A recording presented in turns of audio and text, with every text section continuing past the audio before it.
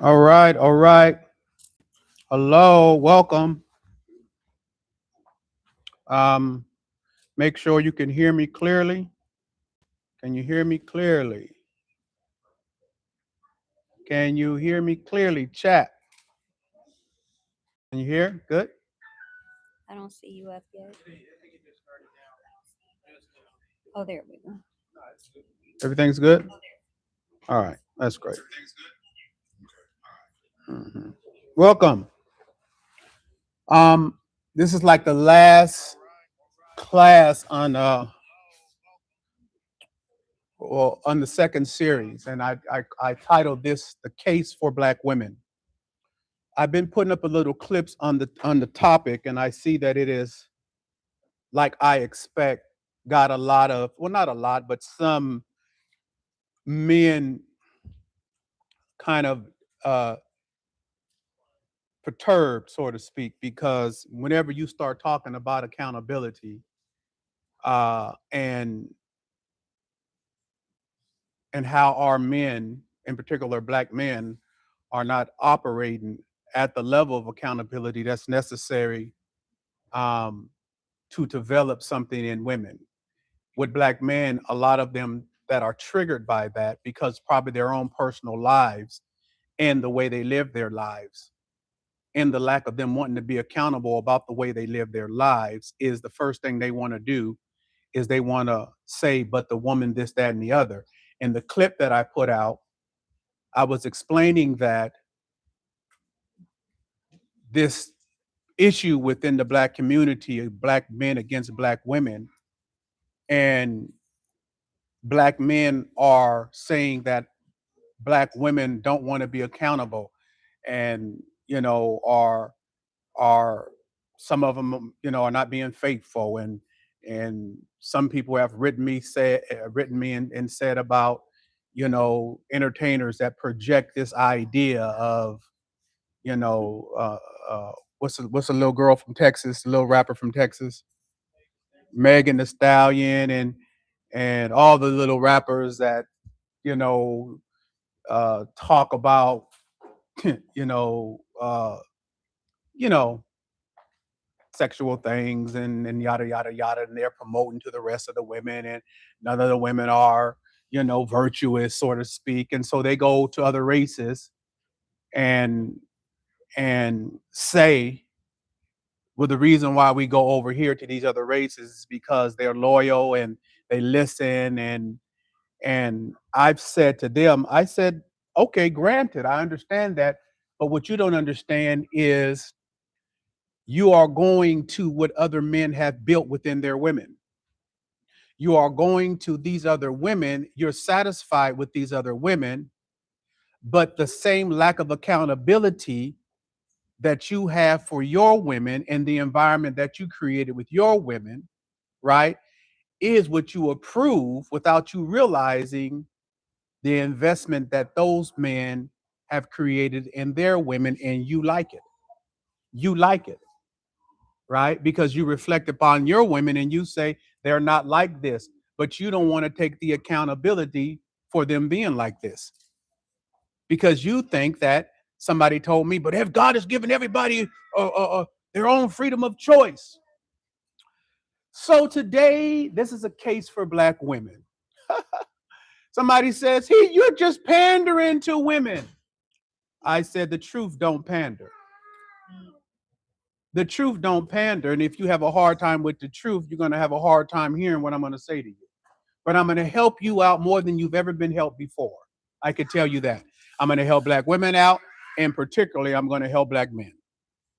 Right? The first thing I want to say is, can we examine what you do like? Because online is talked about what you do like in other races. Can we examine that? Right? You say they're loyal, they listen to you, they're not arguing with you, they're not going to fight with you, right? These things, you really, really like those things, right? But what you are not examining is what I alluded to earlier. What was it about the men in those other cultures that develop what you like in their women?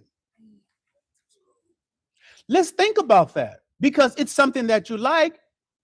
You talk about it loftily in a way that denigrate black women, right? Not that you're trying to, but you're saying these characteristics of black women make them unlikable or whatever, right? So I'm not talking about every black man and every black woman, but on the most part, what I'm talking about is the issues that are mainly discussed through social media, and social media has become the new world. All right. So I want to analyze what you like, what you purport that you like in these other races. And I want to connect another part that you are unaware of. And that part is those women were not developed like that by themselves. Right. Mhm. It came from their men. But when you look at their men, how they treat their women, honor their women, you consider their men weak. Right. But those weak men have created the woman that you enjoy. Mm-hmm. You never looked at it like that, did you? When you look at other races of men, you don't think them to be strong. Yet those races of men have created women that you fawn over.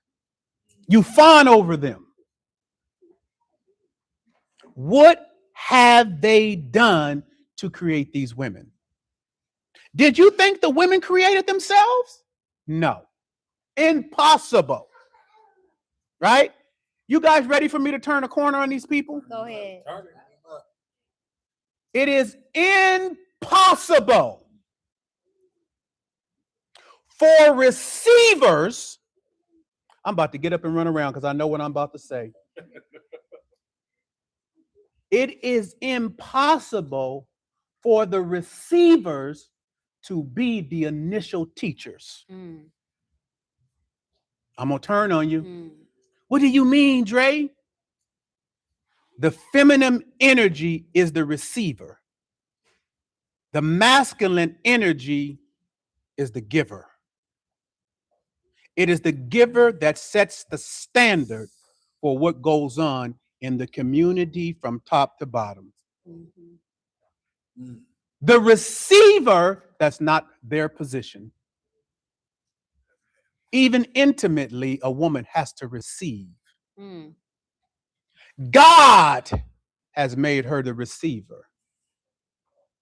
That's why black men, your community of women that you do not like, is your fault because you're the giver. If she was the giver and not the receiver, we could make her be accountable. But she is the receiver. You take a dominant role, she takes a passive role in life itself. And whatever has been created in her, it has been created by the givers.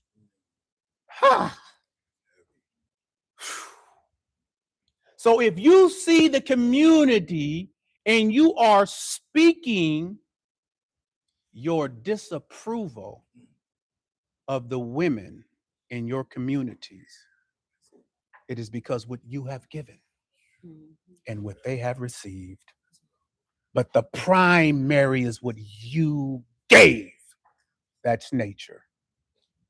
So when you blame a woman, right, you as a man set yourself up as the receiver. Mm-hmm. You are not in the dominant role any longer. I have said this many times. There is no race of men that blame their women but African Americans. Because she's giving what she received. Because she's acting out what she received. Mm-hmm. Because in every other race of women, it is diminishing to him as a man.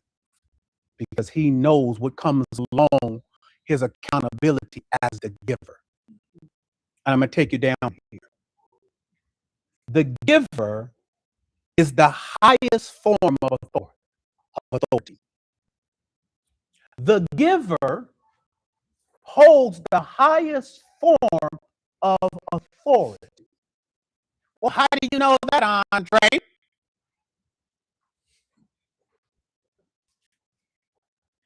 Because the scriptures declare that God so loved the world that he gave something to the world. Because his position is so high, there is nothing that you could give him. You could only receive. And black men, you do not see yourself in that light, which is why you easily blame the receivers, the women. I would never blame a woman. Never. But she don't do this, she don't do that, she don't do that. That's the secondary. You're only focusing on her secondary. What do you mean? You're only focusing on what happens to her after she has been given something that has been deficient. And now the results of which she has been given acts out in her life. And that's what you see. But you don't want to take responsibility for your lack of accountability.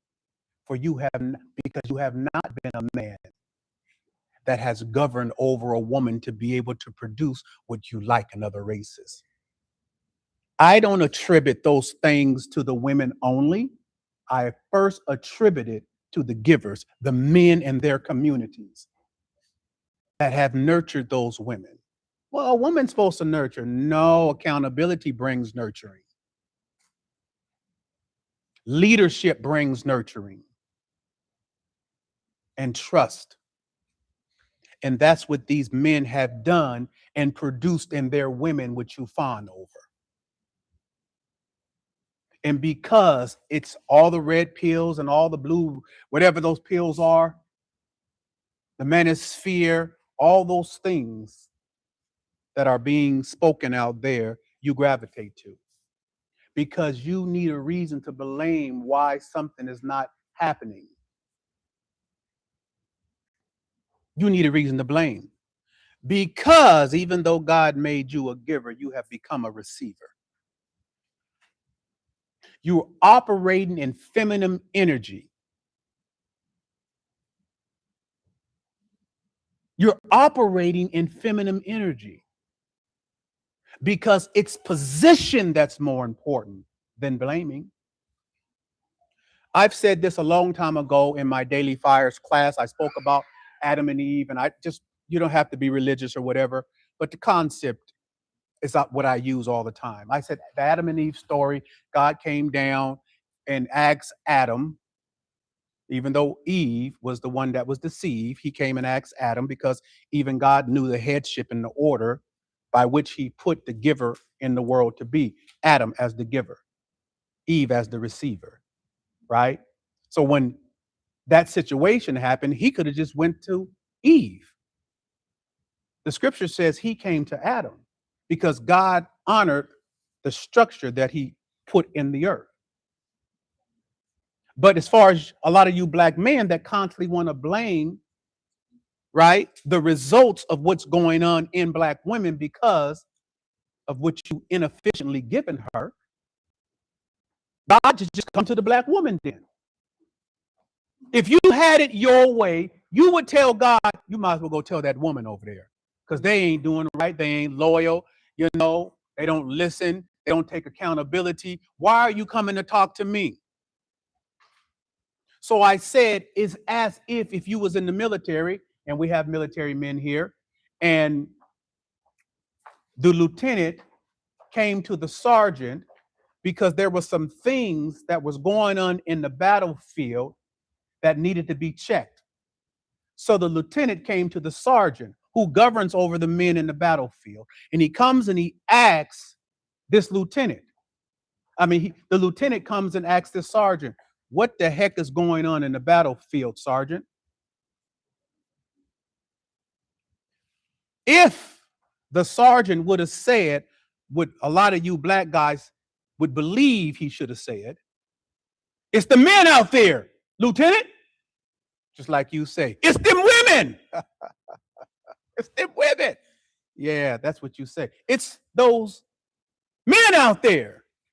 The lieutenant would remove him from his office, his position, because he doesn't understand the, the responsibility over his position. See, you are into what she does or what she does not do because you do not understand your position as a man. No one has taught you that. So it's easy for you to focus on the behavior and make the behavior trump the position. But God came to Adam because he understood if the position is in order, it doesn't matter what happens over there. Not initially. So he came to Adam, and he was given Adam an opportunity to govern in his position as a man. Adam, what is going on here? You don't think God knew what was going on? But that wasn't important to God. Not as Adam being in his position, because he knew that Adam held the right to everything going right underneath him, even if she went wrong. That it was held with Adam. Whatever she did, it wasn't going to distract the top. Right? But you black men is too worried about what the black women out there are doing or not doing. That be your focus because you don't understand the value of your position. You don't get it. You don't understand. So if the sergeant would have said to the lieutenant, it's the men out there, like you guys would have said, it's the women. It's those men out there. The lieutenant really removed him. But if the sergeant would have said to the lieutenant, Lieutenant, I take full responsibility over the position I have to govern over my men. I take responsibility and I'll handle it. God was giving Adam an opportunity to be the man that he called him to be. But Adam didn't and wasn't the man God called him to be, because Adam did exactly what you black men do towards black women. And because he did not hold the standard, all mankind fell out of order. But God gave him the opportunity to maintain, and he did. So that spirit exists in the world to this day. Like a lot of you black men, man, you pandering to the woman. It ain't about her. That's what you don't understand. It's about my position. The primary is my position. You don't understand that. You're not rallying around your position as a man. You need somebody to blame because you have become a receiver.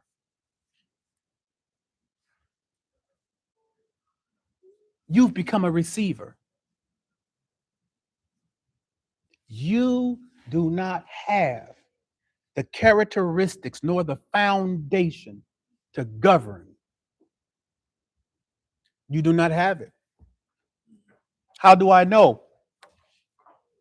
Because you're quick to blame. Understanding your position, that's one thing you will not do. The position is too high. The sergeant would never have blamed his man. He would have took the responsibility because he knew what he governed over. And black men that have this issue, let me tell you what I'm teaching is not for you guys, most of you guys today. This is for the new generation that have ears to hear. A lot of you guys are lost. You will never get it. I'm not unconcerned about you. I'm not here for you. Right? But I am here for you impressionable minds that are looking and searching for direction.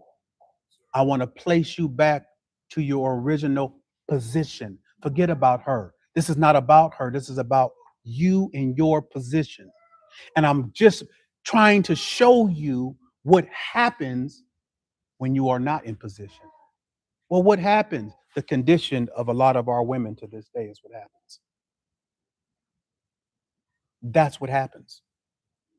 Have you ever heard some of our people say, She don't listen. She won't take accountability. But when she go work for that white man, Mm. Do everything he tell her to do. she do everything.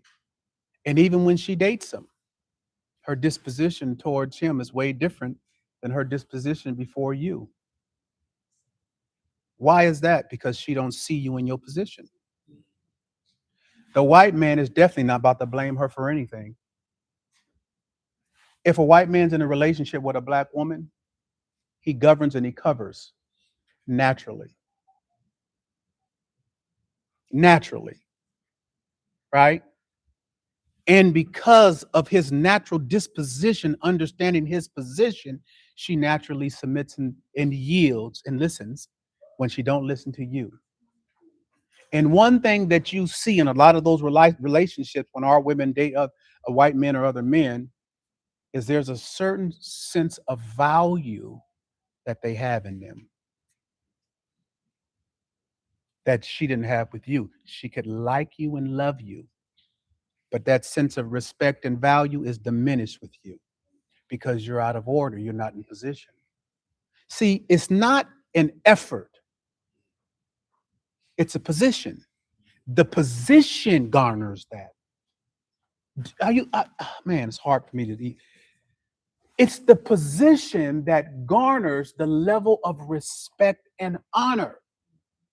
But when you are so focused on what she's doing, what she is not doing, you're out of position because my position keeps me so focused, so full, I don't have any time to think about her.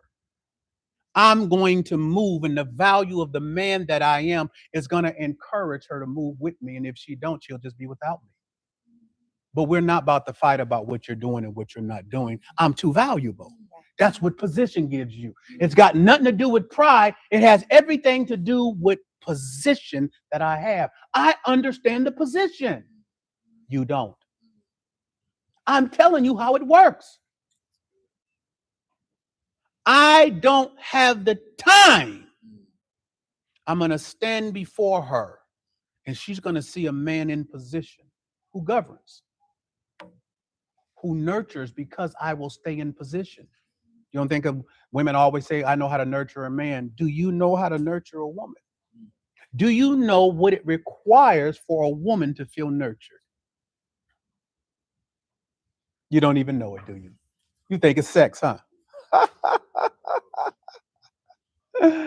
Sex is a physical thing and it could feel good. That's it. My father used to tell me the difference between squares and a person that got the information is that a square really believes that sex fixes everything. He told me, but son, after sex, you got to have something to say. You got to have something to say. You're not going to have anything to say when you have been sold the lie that I can complete and give her everything she needs in the bedroom. And that's going to be complete. You think that that's going to complete her. You think she is only a physical body. That's all you think she is. And that whatever you can give physically to her can sustain her. It could just make her feel good. But there are many things in life that can make her, she can make herself feel good. I, on a different subject, I had a man one time reach out to me. He was concerned about his private size. And I said to him, well, there are countries that have 1 billion people and they're not known to be endowed, well endowed men, but they have more people on the earth than anybody. Somebody's having a fun time. And I said, the funny thing is that in modern times, there is a lot of women that don't even desire to be with a man. They desire to be with another woman.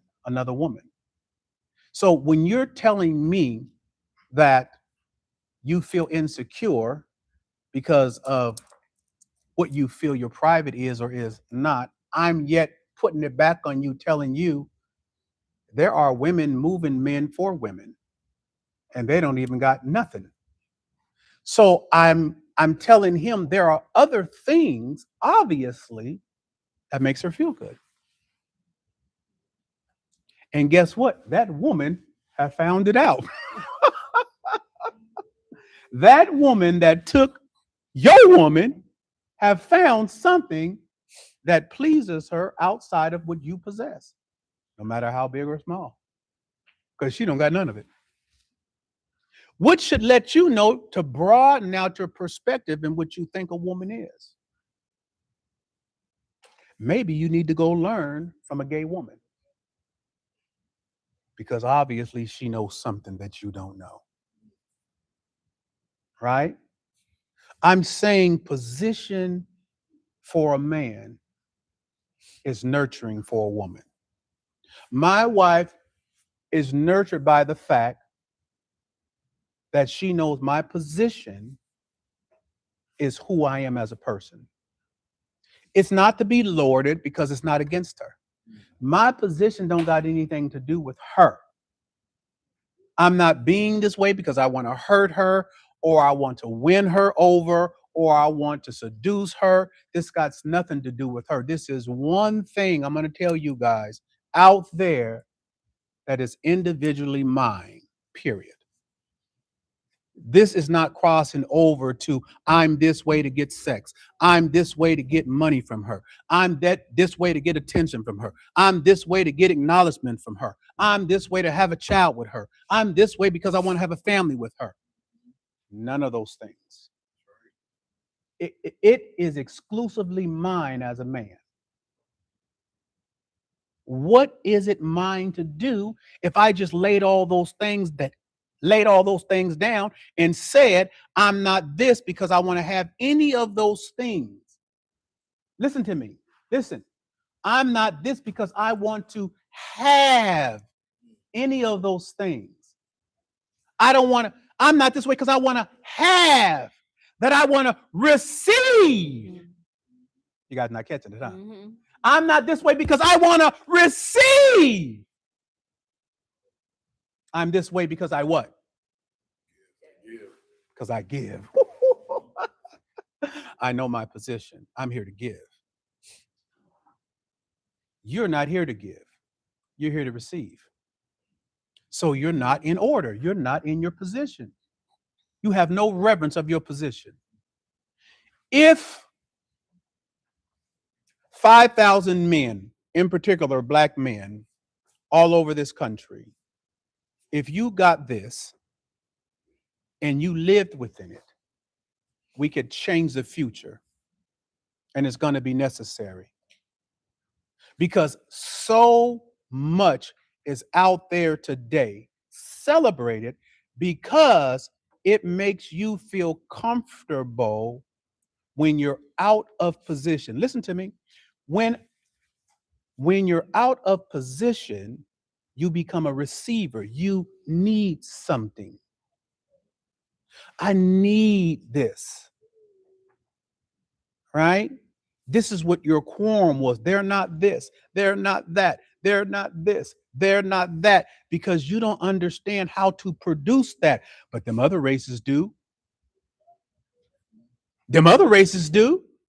Because they don't produce the women that you guys like, that you guys fawn over, that you guys compliment. Right? But here you are. One thing you know about those other races is what you think is weak is they're always ready to give. And they be so big about it. It ain't no big thing. They might deal with a woman, black woman that's been dealing with black men that be into the usury stuff. Well, I'm gonna get this and I'm gonna get that and I'm gonna get this. Right? But he's in his position. So the white man or whatever race he is, right? He don't feel the impact of whatever her warped understanding is. Because woman, before you came here, I was a giver. Right. Before you came here, I was a giver. You think you are doing something slick? That just lets me know the kind of men you have in your community. Woo! That just lets me know the kind of men you have in your community. Mm. Whew. Do you understand? So I was in the lifestyle with multiple women, 6, 7, 8 women at one time, all races. I put up a post today on my IG of the black girl, white girl, Spanish girl, and the Asian woman. That was just the four. I had more than that, but I'm said I put that post up today because sometimes you need to remind people, right, that you know what you're talking about, right? Don't get distracted by thinking, oh, he was in the pimp life and then it becomes a different story. No, that's not what I'm trying to make you understand. I'm trying to make you understand you don't have success with your one woman. And I had success with 8 of them at one time. At some point, wouldn't you think I know something? Well, that's what I'm trying to get you to focus on. But a lot of you guys that went over, he used to be a pimp. I did. My mom was a hoe. My dad was a pimp. I came up in the lifestyle, right? But there were some fundamental things that I learned by participating in the lifestyle. Sometimes people ask me, how do you know all this? Well, if I got 8 women at one time or 6 women at one time, right? And there is an issue, a common issue, right? And out of the 8 women, 7 of them react this way, right? Then that becomes math because things break down to mathematical percentages in life, right? And so now if you're with them for 5, 6, 7 years and there's life going on and situations going on, right? And you are observing, then you're seeing, right? The math play out in every area of life, right? And so now you're deducing from what they're responding to, what they act about, what bothers them, what doesn't bother them. And if you're going through life experiences, right, and you're having a multiple woman, you're able to take the information out. That's like research. When scientists do research, how do you think they do it? They have subjects, they use mice or something like that, and they do these routines over and over so that they can get the percentages, the mathematical percentages of the behaviors when they introduce this or they introduce that. Well, that's how I got a lot of my information. Most men have not had multiple women at one time in this country, right? So you're going to have a limited amount of information in certain areas that I'm naturally going to have more information about. So if I'm telling you something, it has a mathematical percentages that 90% of the time it's going to work out like this. Say this, operate like this, and you're going to get this from this situation. That's why I was so good as a life coach and mentoring people, right? That's why people came and listened to me. Do you understand how that works? Okay, so now here we are in a situation that we have produced males that don't understand nothing about position. They give no honor to it, as women don't understand in our communities, in the most part, anything about virtue. They don't understand. We don't understand. We've been in this country indoctrinated and socialized, and we have been at every social, economic bottom of everything, right? And that was by design. That doesn't matter. What matters is this information that could rise you up first within your community. You keep waiting for women. And if the women would have did this, that, and the other, right? I tell a story all the time about a guy I was mentoring. He was a philanderer. I've said this several times, but it bears repeating. He's a philanderer, had, a nice family, few kids, a wife, but he was a philanderer. He wanted to freak with other women. Then he came to me for consultations. And one day he called me and said, "Man, Andre, I don't know why I keep doing this." And the remnant hears this all the time, but for you who don't, it bears repeating. I don't know why I keep doing this. And I told him, "What?" I said, don't ever say that again to me." He said, "What?" I said, "Don't say that again to me." He thought I was tripping. I said, "As a matter of fact, I want you to say I did it because I wanted to do it."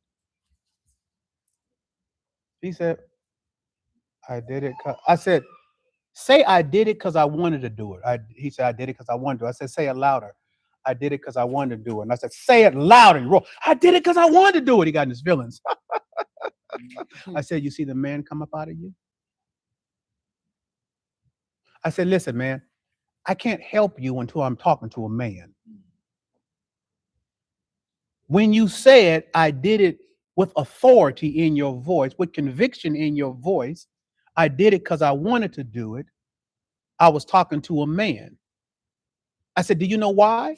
I said, we're not talking about right and wrong right now. We can't even get there. I need to get to the man first. I need to get to the man of accountability. That's why God came to Adam. He was trying to make sure Adam understood the accountability of his position.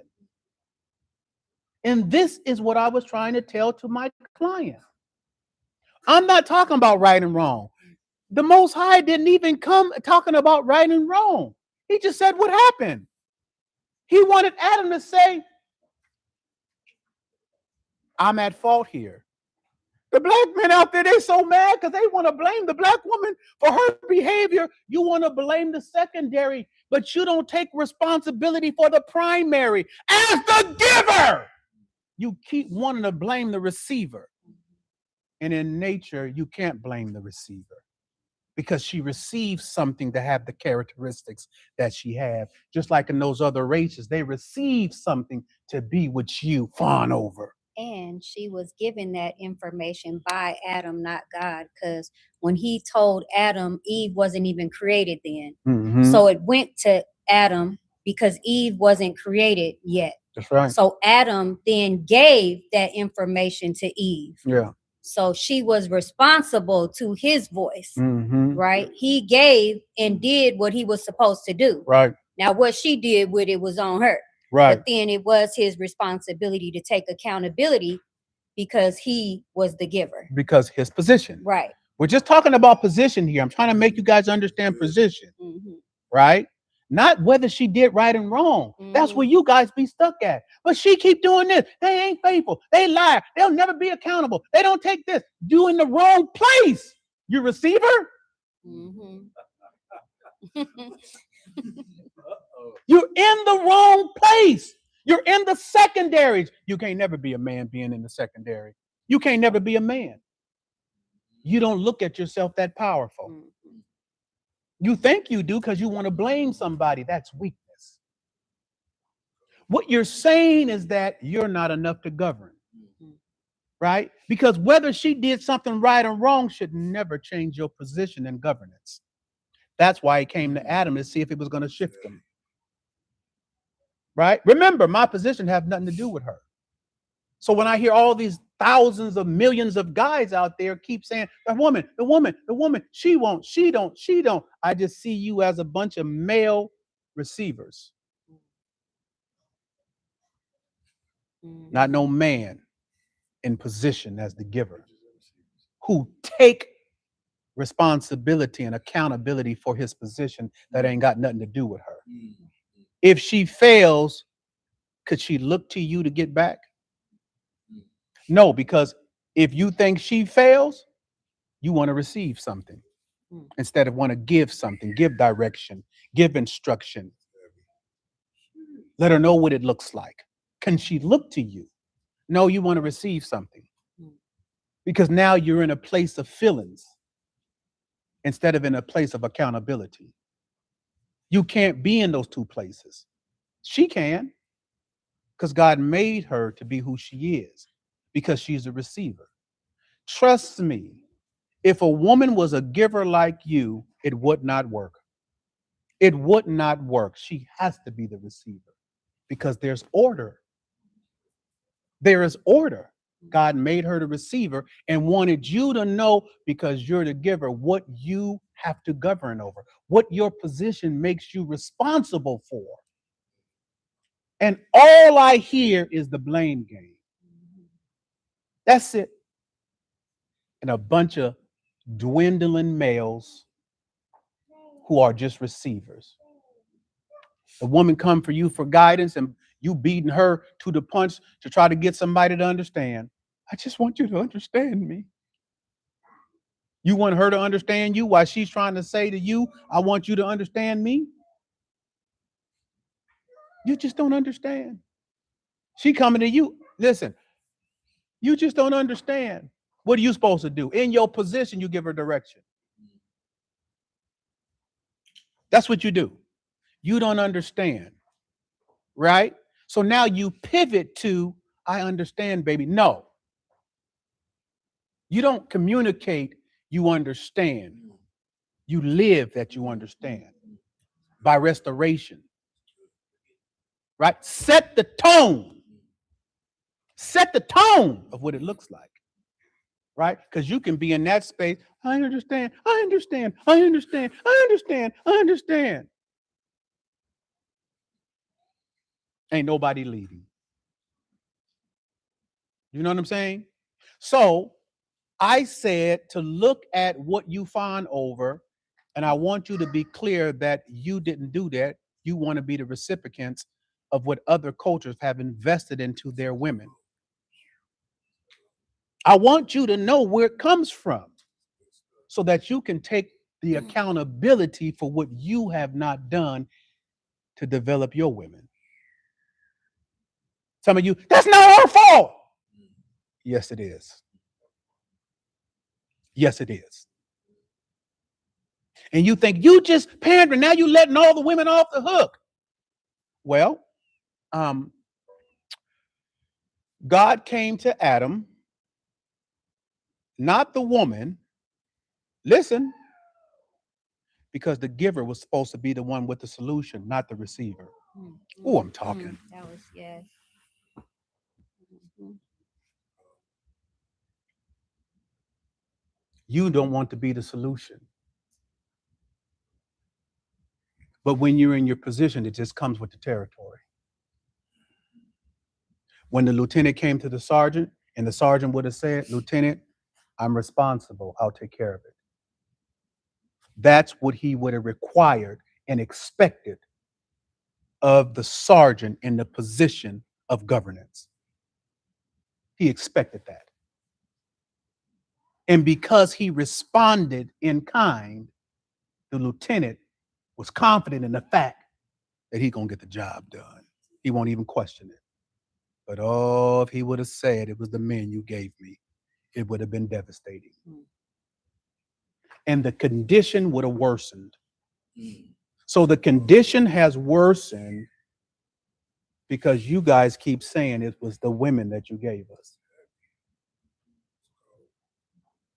Because you don't think you're powerful enough to create the woman that you're fawning over. You won't take that responsibility. You don't think that is yours. Well, what is yours then? What's your responsibility, man? Just that's it, huh? Yeah. I just want to receive, huh? Yeah. Right. You just want to receive. How much worse can it get when there were households, maybe in the, they said 70 plus 80% of Black households were marriage. In the 40s, 70-80%. Now 70 to 80% is single parent household. And you don't want to take accountability for it. Listen to me. If I can create anything through what I'm sharing with you, I would want to create Black men to start saying, we are responsible for the conditions of our community. We take responsibility. If you start saying that and believing that, you could change this thing. You don't even understand how heavy what I just said is. You don't even understand how heavy what I just said is. If Black men around this country start saying to Black women, whatever the condition that they're in today, we are accountable for the conditions of our community. We are accountable for the conditions of the children in our community. We are accountable for the conditions of the women in our community. They got to start seeing you as a king, but they can't see you as a king because you don't know that governance comes with accountability. If a king is ruling and something is going on in his kingdom, he is the one who has to be accountable for what's going on in his kingdom. You can't pass the buck. You kill the morale of the people when a weak king rules.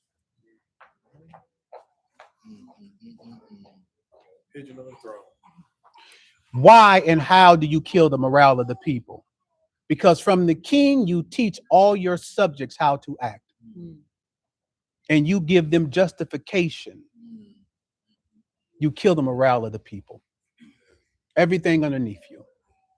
And that's what's happened in our communities. There has been examples of just blaming women.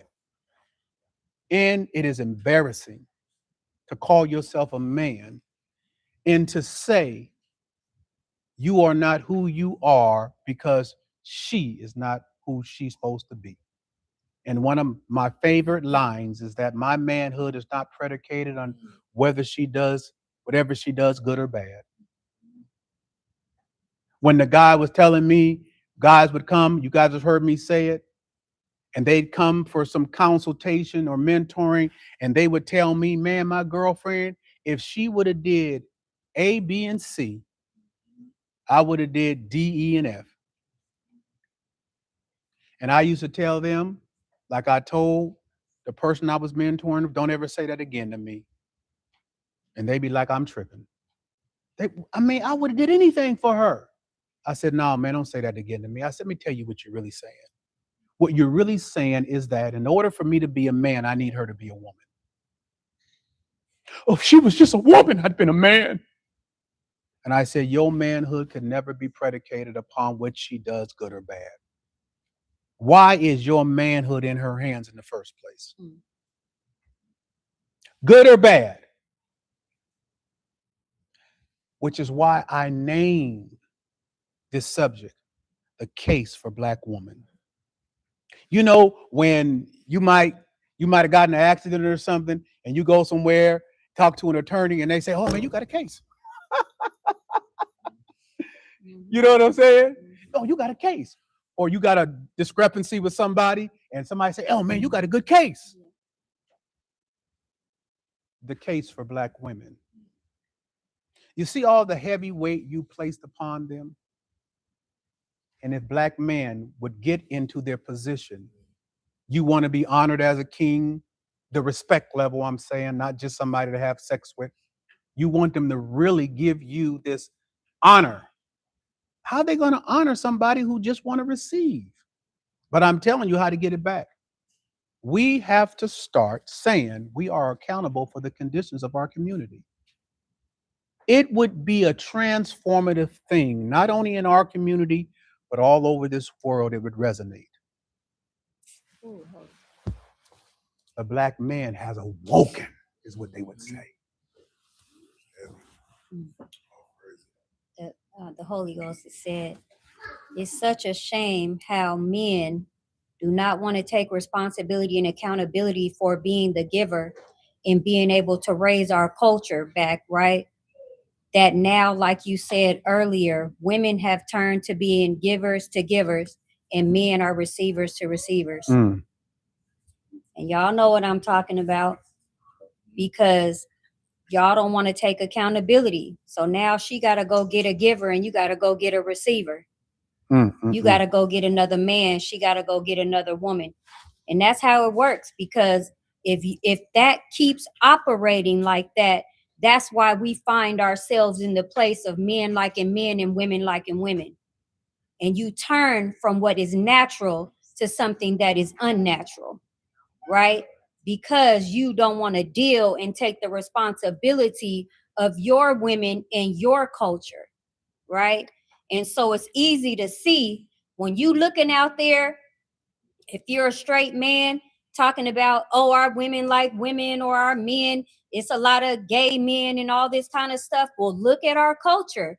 Look at our Black men who do not want to take responsibility but want to place the blame somewhere. That's somebody that does not want to be held accountable. That's somebody that's not a giver, right? Because now, not only do you want to be a receiver, you're going to go get a receiver, right? You're going to go get a receiver because you're a receiver, and she going to go get a giver. And then we just build a country up of no receivers, no givers, and then we bear children up to let them decide what they want to be in the world, because we don't know how to raise up our women and our children and be givers. And it's sad, but it's a responsibility that we have thrown off because you don't want that responsibility. You want to place blame, right? Yeah. So just trying to give you an understanding that it's not supposed to be a weight. There's no weight on me to operate in this position that God has given me. I gladly take it. I gladly take what goes along with it. It looks good on me, right? And you see that other races, people say that some guy was on YouTube today saying to me, why you keep blaming black men and all the conditions of why this, that, and the other. And I just say, you and I just have a difference of opinion, sir. Just, carry on. I'm not about to try to hear. I'm not here to convince everybody. You either gonna hear it or you don't, because I live my life with receipts. I don't know what his life looked like. I know I've been reproducing the evidence for years, decades, right? For decades, not just in the game, out of the game. I got 2 wives now. I don't got them kind of issues. Have never had them kind of issues that a lot of you guys complain about. Mind you, we love and miss you, Naya. Yes, She's at baby. home with the baby. We love you. Yes. So I ain't never had them kind of issues, right? Because I know my position. I know what comes along with my position, right? You don't know your position. It's never been taught you. You don't value it. It's nothing to value. And so you just give it away all the time, right? Let me see if we got a couple of questions before I go a little further. We got some questions out there, Remnant.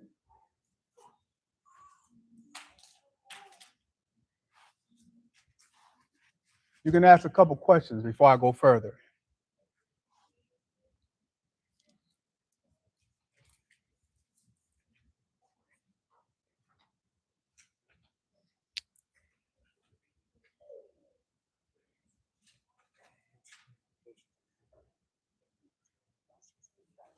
It's actually it's not so many questions. There's a lot of good comments there about Mm-hmm. a couple of receivers, but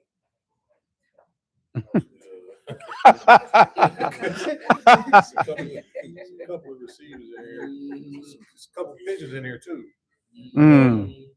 But it's Well, people are supposed to be triggered. That's something very natural. There's some good dialogue in here. Mm-hmm.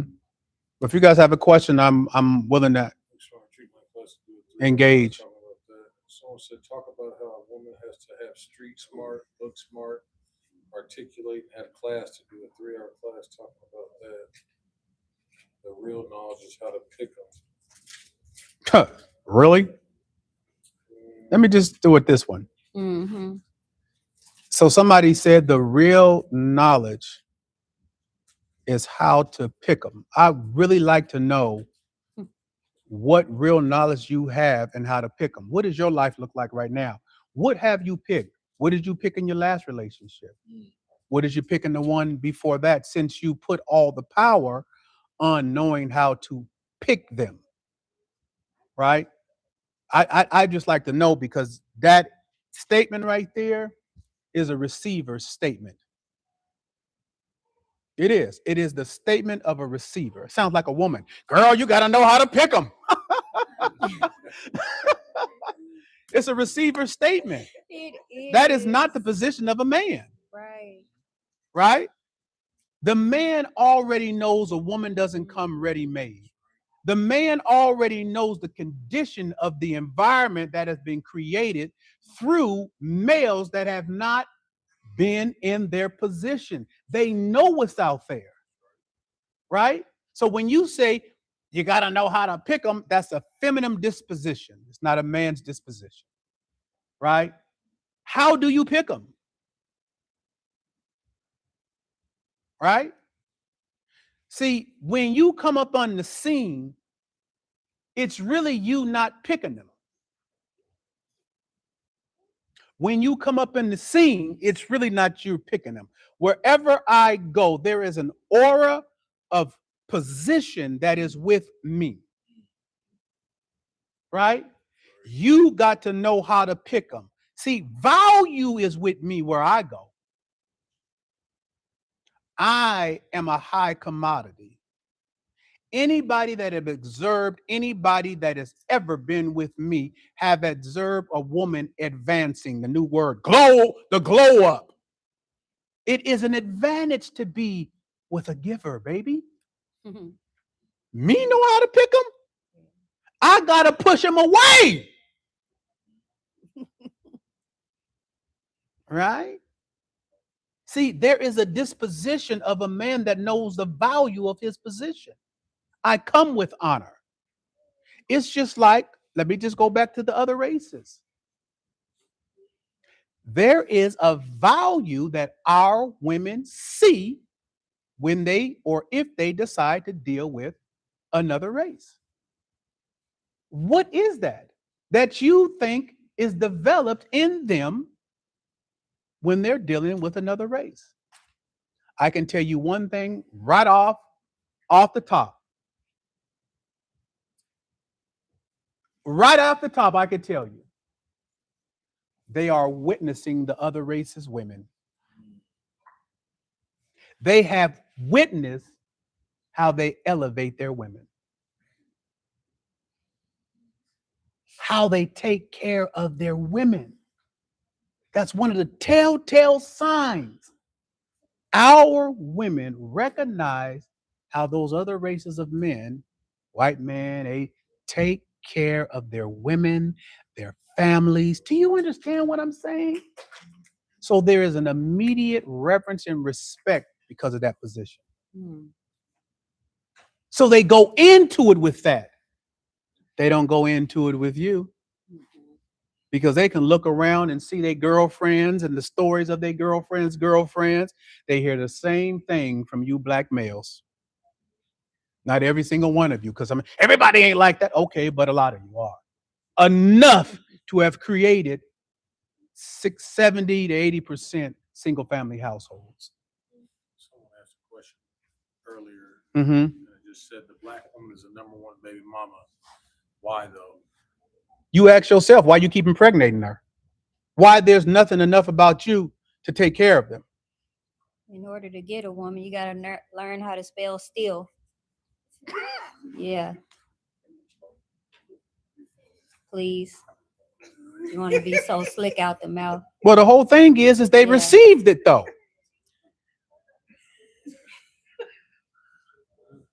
The condition is because of what we have created.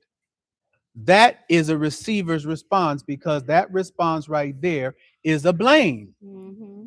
It is. Right? Instead of saying, I could see why our women are in the condition that they're in, and we are 1000% at fault. Mm-hmm. Now, you think about our men coming from that position, then the women wouldn't have a choice. They wouldn't choose bums and men that are not accountable. It wouldn't exist as much as it does now.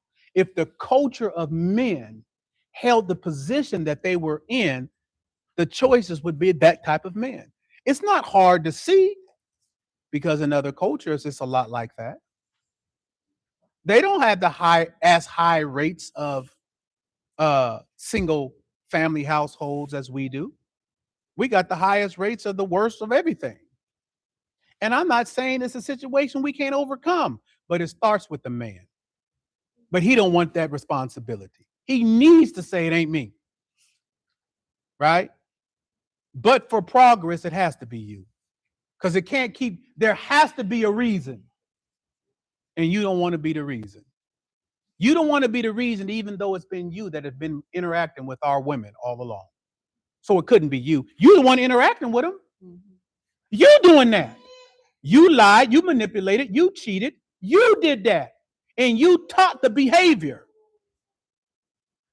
You taught the behavior because they dealt with you. That's what you created. But you don't want to take that responsibility. And so did you want not responsibility, but you don't even want to be accountable. So since we don't want to be accountable, it'll continue to get worse and worse and worse. Until you learn the position of a man. And when you say, like the sergeant must say, it is my responsibility, I'll take care of the men. I'll take care of that. Right? Then the lieutenant will say, he will know it. But you can't say it because you need to blame the woman because you don't understand the value of your position. I'm trying to break it down in so many different ways so that you can get it. And if black males would begin to say, which is the truth, we are responsible for the conditions of our community. Every other race would be shocked. Every other race would be shocked. They'd just be shocked. You ain't doing it for every other race. The guy said in on YouTube to me, why we got to be worried about what every other race think about us? It's not that we're worried about what every other race think about us. Just every other race talks about us. Talks about our broken families. Talk about how our men treat our women. Talk about there's no value in the community. Talk about the murder in the community. Talk about the hatred in the community, the lack of support. They talk about it. The whole campaign's directed towards it. They talk about it. And they poke fun. Because the black man won't stand up and be a man and say, you know what? Enough is enough. We take full accountability over what's going on in our communities. Because it's only when you take the accountability that you begin to act in a proper direction. It's about moving forward and acting in a proper direction. You cannot act in the proper direction without taking accountability. You've got to take accountability first. Then we can begin to fix it. No blame, nowhere. It's with us. It stops here. It's with us. We're that powerful to take accountability. And that's how you have to look at it. You can't look at it with that receiver's disposition as a man. But it wasn't all our fault. It's because the white man did this. Sure, he might have did that. It's because of welfare. Sure, that might have happened. It's because of this. Sure, that might have happened. But see how powerful the man is? He's saying, despite all that happening, I could fix it. We could fix it. And it starts with accountability. You keep needing a reason to blame. I'm saying I'm so powerful that I know I could fix it. Because in my life, it's fixed. Oh, I'm talking. I'm not talking about what I don't live. In my life, it's fixed. I don't have them issues because I got leadership. Have my women fallen? Sure, everybody does. Right? Do they got something to look to? Sure, everybody doesn't. Right? Right? All right. I'm pretty sure you answered it though, because Justin LaBelle, what's going on, Justin, man? He retracted it now. It's been sitting here for a minute. But the question was, and I want to say something about this after you answer it. Mm-hmm. The question was that homegirl snapped on me because I asked her to buy me lunch. How do I deal with that? You asked her to buy you lunch? Mm-hmm. Was you hungry? Was you hungry? Did you need what? You didn't have any money, right? Would another race go to their woman and say, "Will you buy me lunch?" Why is it that you want to approach a woman like a peon in the first place? Right? Why is it that you want to approach a woman like a peon? Listen, I was a pimp with multiple women and didn't approach a woman like that, Mm, right? right. And never approached a woman like that, ever. I was a pimp and opened car doors every place I went. Just because I was in the lifestyle didn't make me be a man. I know that's another subject for a lot of people that might disagree with that, but my mom was a hoe, my dad was a pimp. That's what I come from. So whatever you could think about that, I had to develop from that space into where I'm at today. But fundamental principles can apply to every area in life. So I just want to throw that out there because when I was in the lifestyle with working women, they were going to be ladies, right? Somebody say, well, ladies, yeah. Some of the most influential working women have dated some of the most powerful men. And don't you know there are women today on OnlyFans that have made $50 million? Not just one woman, many of them. $50 million. So when women are making $50 million because of horny men on OnlyFans, right? Um, I'm just saying because you have this idea about what you might think a woman is or is not, right? So when I had women with me, they had to be ladies for me first. But I knew if they were ladies, then wherever they went, they would expect that from anybody they were with. Let me just say this, because I can hear people saying, right? Um, Value is a very, very important thing. How you build value in something, right? How you build value. And for you people who we call squares, that means people who might not have participated in what you might consider a city lifestyle, in the mentality that it takes to have success, right? So I always liken it into it. I've said this before. I liken it into a man that's in prison with an art director, right? An art director is there because they did some fraudulent stuff or whatever, but that becomes his roommate. And he's telling the black guy that's his cellie about art. So when the black guy gets out, he's very, very curious about what this art director have been telling him. So one of the first thing he does is he goes to um, yeah, an art gallery. He want to go check it out. So he goes into the art gallery. A manager comes with hors d'oeuvres and champagne and welcomes him. And he comes in and he says, "Oh man, I just heard a lot about these places and I just wanted to check it out." And the manager there says, "Oh, feel free, and if you need any assistance, just I'll be around." So he before the before the manager walks off, he says, "Wait a minute, hey, what's this picture right here?" He says, "Oh, that's a Rembrandt." He said, "How much does that cost?" "Oh, it's going to cost around $3 million." And then the black guy says, "Man, I wouldn't pay $100 for that painting." And he kind of giggles to himself. And the manager has no expression whatsoever, right? And I tell the people, I says, why? Because the art director or the manager knows that this place wasn't built for him, right? So what I said to you, sometimes a lot of you have not participated in a lifestyle, so you don't know the mindset that it takes in order to have success in it, right? And you think it's just about sex. It's not. All right.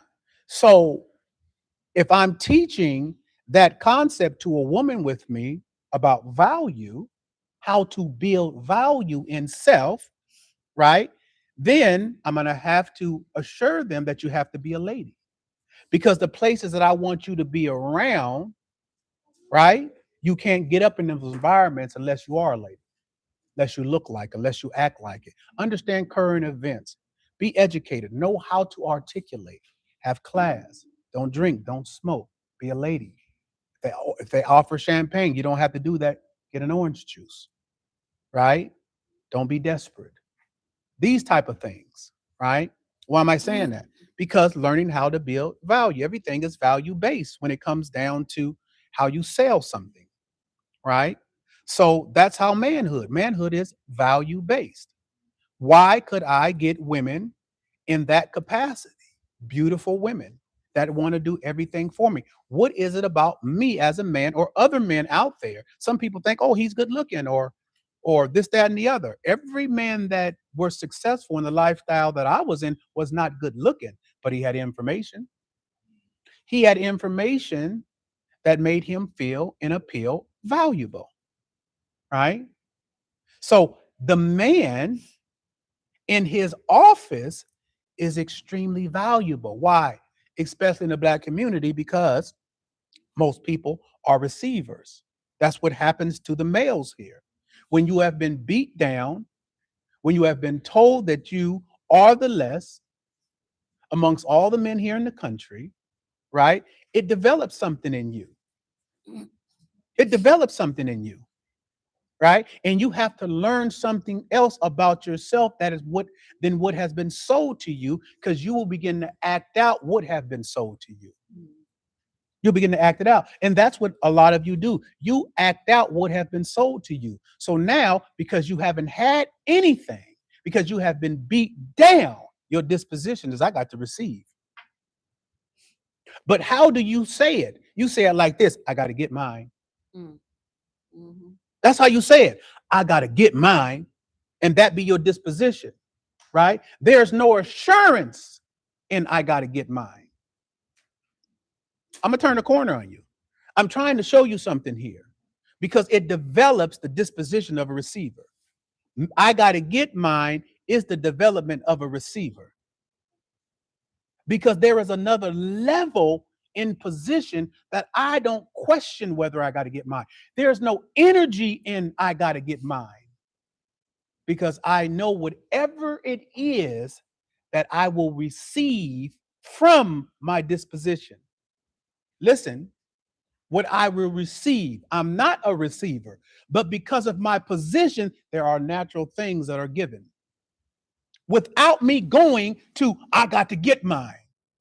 The position, like I used to tell the girls, the money come with the territory. That's why I'm saying what I will receive, not my disposition that I'm coming, I got to receive. No, me knowing what comes along with the territory. Just like when a Black woman goes and deals with a white man, and you say she's more submissive to him than she is to you. See, he receives that because of his position. Do you understand? Because I don't want you to get lost. Right. There are certain things that come with the position, the order, which is why every woman that's been with me becomes the same way. You think that's because of her? No, it's because of me. I know what comes with the territory of my position, understanding what that means. You don't understand any of this that I'm telling you, but I have been exercised in this for decades. And my life continues to be a reflection after all these years. Right? So for the little guy that asks, a girl got upset with me because, Excuse me, and he also said that he's known her for 6 years, and he was shocked that she like basically went off. He's been in here pretty consistently. Yeah, he is. He's been in here, but he said he was a little shocked that because he's known her for a while, that when he asked her, she kind of went that direction. Yeah. Right. Right. He didn't have the money to buy lunch. Right. It was a genuine ask. It wasn't some like usury. Okay, and well, he told her, I'll pay you back or whatnot. No, what he should have said in the beginning is that because it seems like a partner friendship, not no. Right. He knew her. Right. She was a friend. Okay. Well, if it was a friend, he should have addressed it like a friend.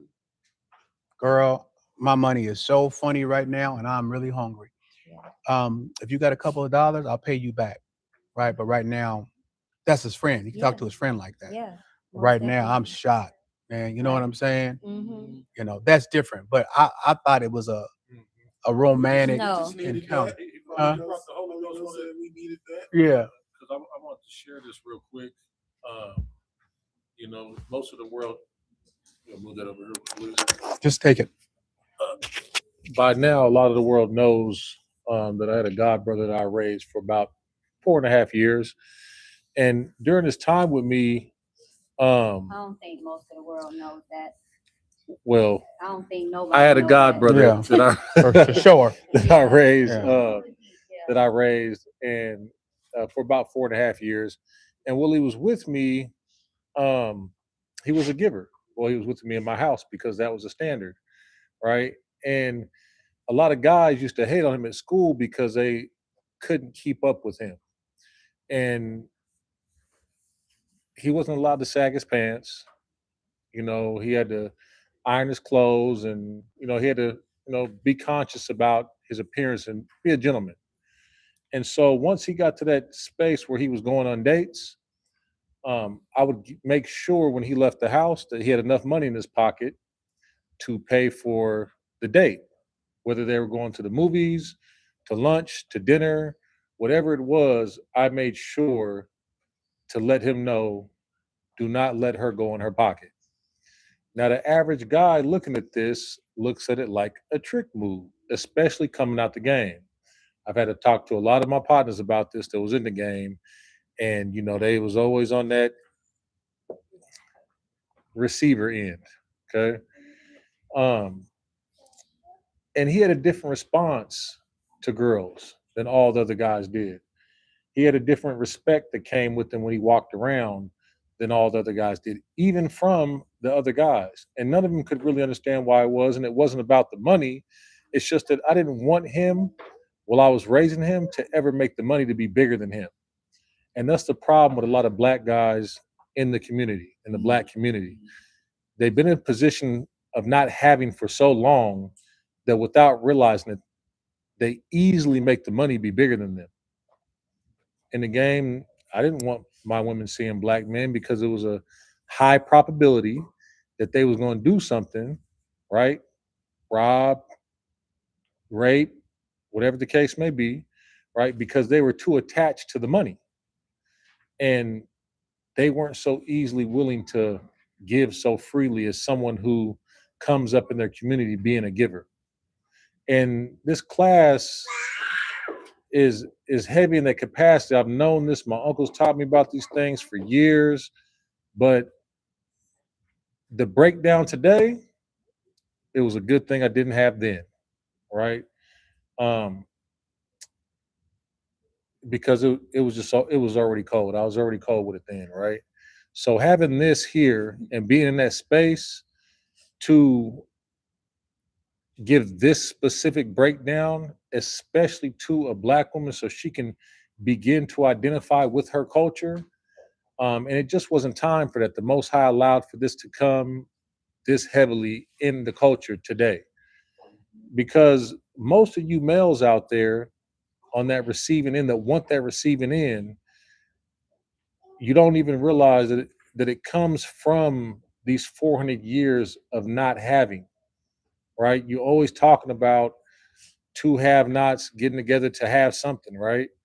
But what does that look like? What does that look like? See, you might be a have not, right? Trying to get with somebody else who's a have not, not having something. But in my life, my have not is different from your have not. You're thinking about material possessions, right? Something was given to me early in my life that never made me feel like I didn't have, that never made me feel like I was lacking, that always gave me the capacity to know that I could always give, way beyond some money, right? If the extent of your giving is only to some money, you're gonna have a problem there. You're gonna have a problem there because you've tried so hard, put your life on the line in the streets, in the mud. Maybe you worked 2, 3 jobs, whatever the case may be that you did to receive the money. You're not so easy to give it up. And it makes the money bigger than you. It creates a big problem. And so when you see the black women looking at the black men in that disposition, and they can look at every other culture and men don't let the money be bigger than them, right? That's the last thing they do. And you look at those men like they tricks, but you love the women that they produce within their culture. You have to ask yourself what's taking place there. Now, obviously, we're not here um, operating in trick culture. That's not something that we do. But trick culture isn't just with money. right? A man can trick himself off in so many ways. It's not even funny. And we won't get into that today. It's another subject for another class. But a gentleman here said, and the reason why, I want to kind of go back over here, Unc, this is for you. I could understand why you feel like this. George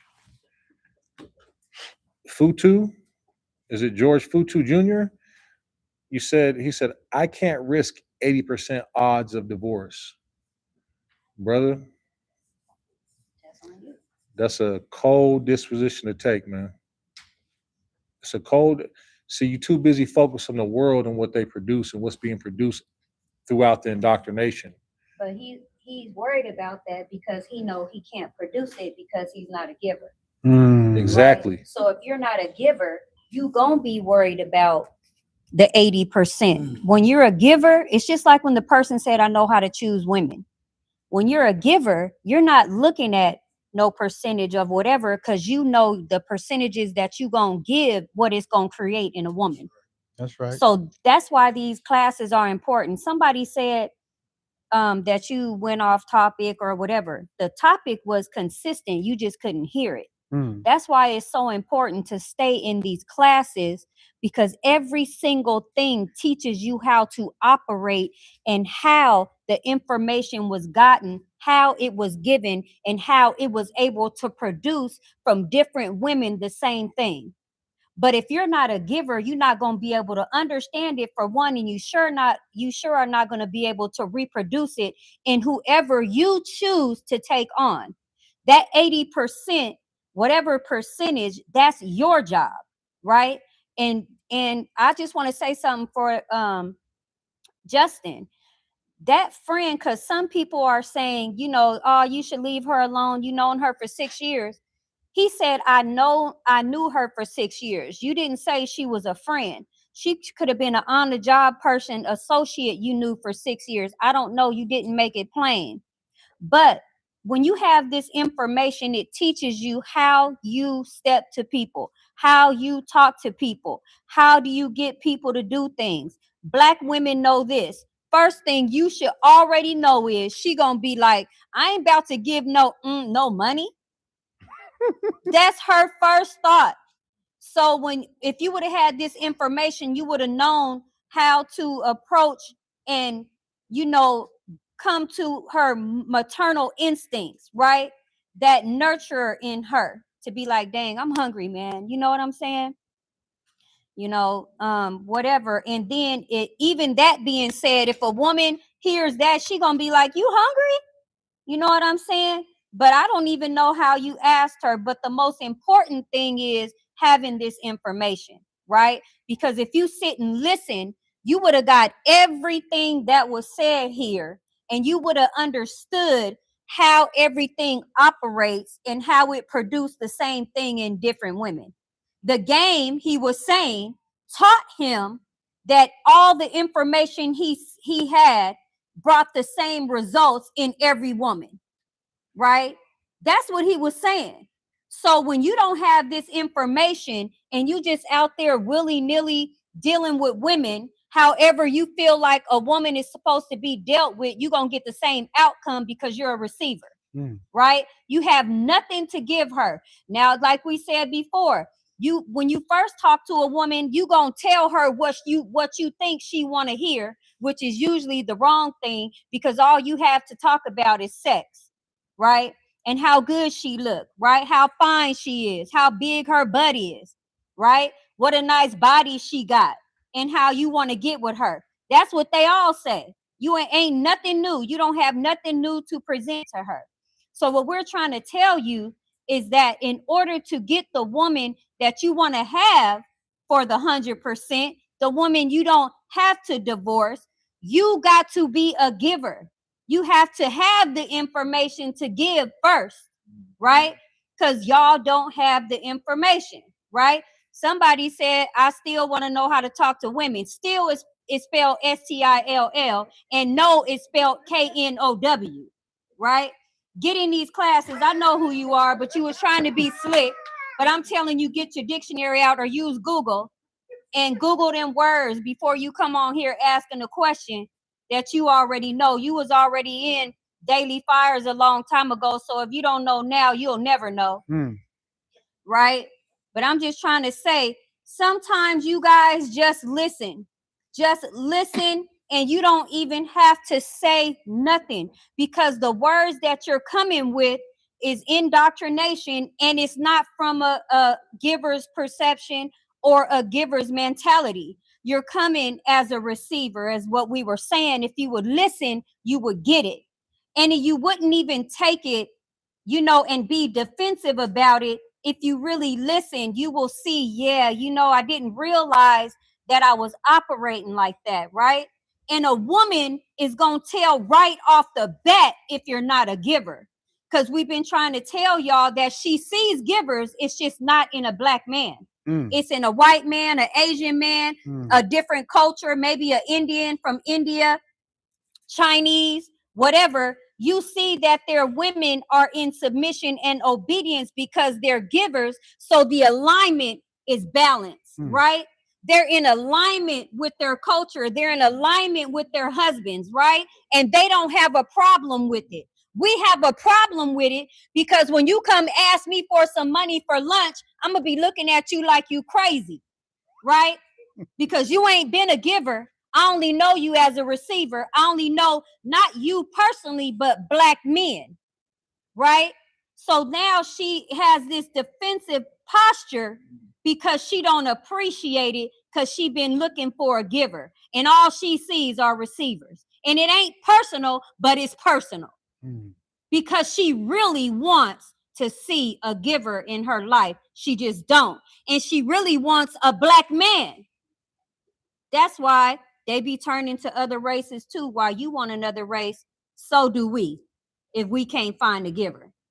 So, but without this information, you won't even be able to see, because all you can see is she's an angry black woman. And then you want to blame her. And what else? Enslavement? What else you want to blame? Right?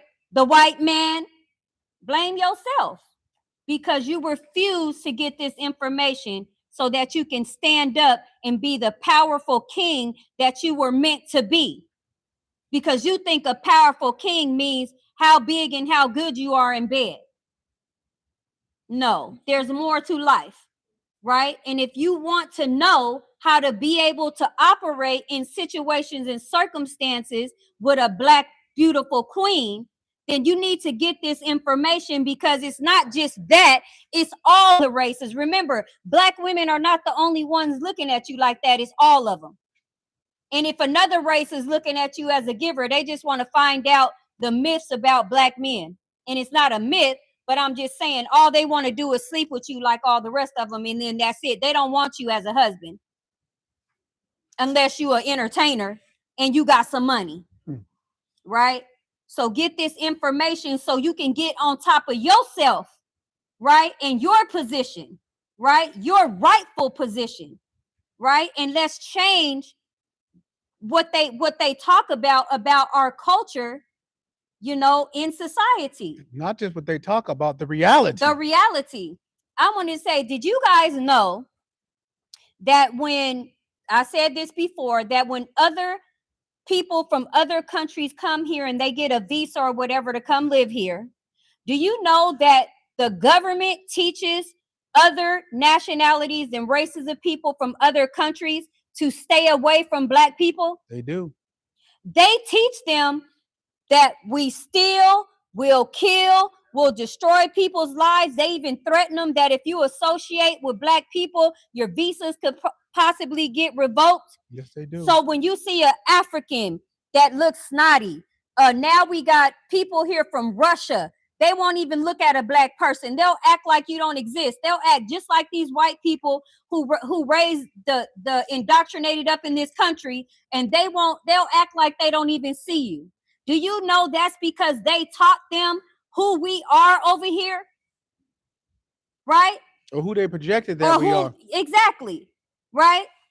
So if you want to change that, it starts with you, black man. And it ain't changing it for them. It's not. It's changing it for you and us, and our culture, and who we are. as a people, right? Yeah, that's it. Yeah, and it's true. So, but let me tell you something. You ain't got to have this information. We Sure doing don't. good Yeah. and have been doing good for 30 years Yes, indeed. Yes, and gonna continue to be cool. period. So y'all ain't got to listen. Period. We ain't pressed around here. We gonna give you this information. We always say we only here for the remnant. Ain't nobody pressed around here. We ain't pressed for conversation or what? Conversation or friendship. And first of all, I wanted to say, because some people, I said this in class before, they be like, oh, Dove ain't nothing but a Micah Dre. Dove ain't this, Dove ain't nothing but that. Thank you. Thank you very much. That's right. Because I'm powerful in my position.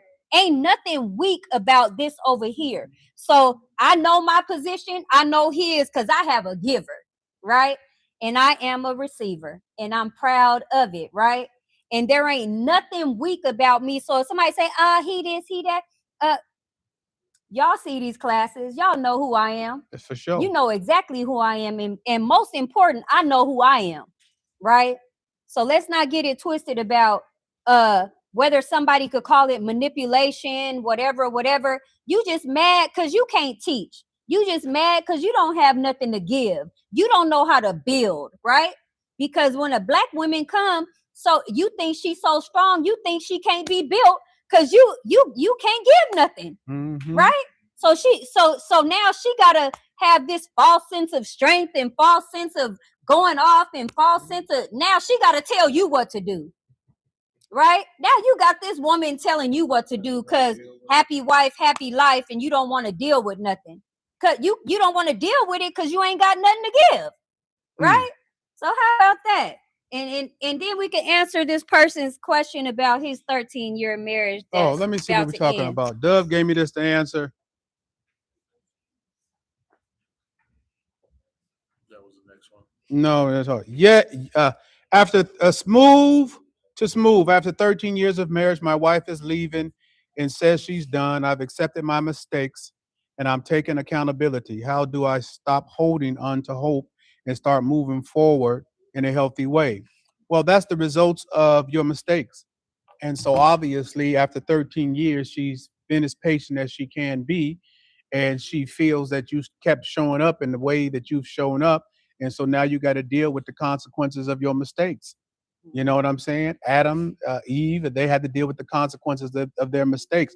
I don't got a solution to get you up out of the consequences of your mistake, right? But how do you start building a life to going forward is what you just said, being accountable, right? Everything starts with accountability. You know, manhood starts with accountability. You remember I said what I said to the guy who I was mentoring. I don't know why I keep doing this. I said, you say I did it because I wanted to do it. Right? We ain't talking about right or wrong, but I need to talk to the man. You know, I'm talking to some little somebody that's making excuses. Say I did it because I wanted to do it. Because you could be there. I don't know why I keep doing this. You can be there for 1,000,000 years. There's no accountability in I don't know why I keep doing this. You don't want to be accountable. You want to have the excuse to continue doing it. This is why you voiced it, right? But now, when I told you, no, bro, don't say that to me. Say I did it because I wanted to do it. At least be a man about it. We could talk about right and wrong later on, but ain't no sense of us getting there until I can talk to a person that can change the condition. You can't change the condition without accountability. You want to change your condition smooth, you got to have accountability, right? And then plant new seeds for that accountability. Maybe later on she'll see that you have not changed for her. Because you said, what can I do now to hold on hope? Everything is for her. You can't do it for her. It got to be for you. Once you start elevating the position to where God has created it to be, you got to give her something to believe in, something to value. Right now, she don't value nothing. I say first, go get the book Guard the Man. Yes. On Amazon. Do that. Oh, that, That's my new book. Because you have to learn how to take accountability. You have to know what that looks like. It starts with you. And then you need to subscribe to our YouTube classes, or I would say YouTube, because you can, well, any of them. Well, YouTube is better because it's twice a week. It is twice a week. And then you can go all the way back to the beginning and soak up all this information that's going to help you, you know, be that person that you need On your to journey. get to be a giver, right? But it starts with you. Get that book and then get in these classes and get that information, because how you gonna keep the next wife depends on the information that you have to do so, right? In order to be a giver, in order to be a man first, right? Because then however she comes, she can't take the man away from you. That's right. Right? You remain the man. And then it's gonna be on her, right, to be the receiver. But you can also have something to give, something to build with, something to share, and that's the man. That's manhood, right? You take accountability. If you can't reestablish that marriage, right, then the next one you can come in the right way, right? Anything else anybody want to give? When you get on that YouTube class, man, go watch that Dominion first. Oh man. Go watch Dominion first, man. It's gonna do something to you. Yeah. It's all the way back in the very beginning, from like about 3, maybe 4 years ago. Go check that. It's the second part to that class that came way later, but go watch Dominion. that first. Yes. You know what I'm saying? Go get in them YouTube classes so you can get this information, because without it, you're gonna keep going in them vicious circles. You can't change without some new information. It's impossible. Right? And we have information that actually creates change. We're not just sitting here telling you what's possible. Oh man, do this, do that. Like some people will say, man, you shouldn't do that, but then they don't have the answer to give you to how to work that out. Well, we do. You get in these classes. We have classes on OnlyFans, Instagram, YouTube. There's no way in the world anybody out there should not have this information to operate in. We're not a Christian church where we telling you everything gonna be all right. The Most High love you. No, get this information, because without it, you're gonna stay where you at, and the next relationship you get into is probably gonna be worse, right? Because then you're gonna fall into a situation because you coming out of one and you creating another one. It's gonna be worse, right? Because you're looking for somebody that's a giver, because you messed up over your last relationship. So now you are even worse receiver. You're gonna be the receiver, right? You're gonna be a worse receiver, right? And you can't build another woman or a relationship up being a receiver. You have to have something to give as a man. You have to be a giver, right? So go get this information, because it's gonna bless you. You actually gonna have some information that's gonna raise you up with the information that you need to be a man. Because right now you just in a place where you don't have nowhere to go. You don't know what to do, and the information is there for you. That's why I wrote Guard the Man. I know this condition. I know it. I know. That's why I talked about it. Go get my new book on Amazon. It's been out about a week, Guard the Man, and that's going to give you more than a foundation. But let me go back to this real quick. When we keep saying being a giver, you guys associating that with money instead of position. You got to get that right, because you're gonna be tricked.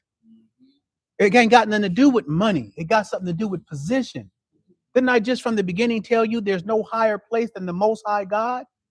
He is the example. For God himself so loved the world that he gave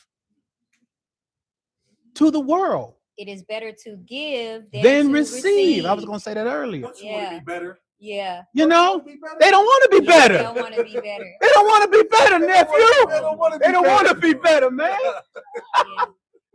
Yeah.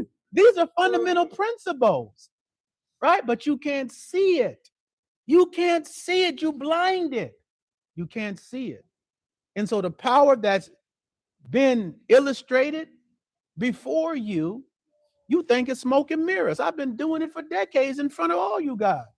Still current, still relevant, still having it my way. Got a new son that I just had, a new wife. You know what I'm saying? Dove and I, foundation, we done built all of this. Like I told Dove, everything that's here came from us. It came from us. Everything, it came from Dove and I. Well, that's big. Yeah, because you're able to not only give, the giving is leading, right? Giving is leading, right? So when you're able to lead and a woman knows that you can lead, you will be entrusted with everything she has. That's right. Right? And when you don't have that, it just is not gonna happen, right? It's not gonna happen, and you guys know how we are. You guys know how we are, but the accountability is yours, right? In your life for the woman that comes in your life, right? And then the more our men do that, the more accountability and accountable that will be for our culture, our women, and all that. And wouldn't you like to be known for that being you and not somebody else's culture? Mm. Right? That's our responsibility for our men. It's not somebody else's responsibility to raise up our culture and our women. That's right. Right? So don't get mad. Nobody's coming to say when you see Nobody. our women with a white man or something, just charge it to yourself, even though that ain't your woman. Right? Because that's our responsibility. Just like we used to say it takes a village to raise our children because we did it together, right? It's still our responsibility. Y'all just took your hands off, right? Put your hands back on that wheel. That's right. And take over your rightful position, right?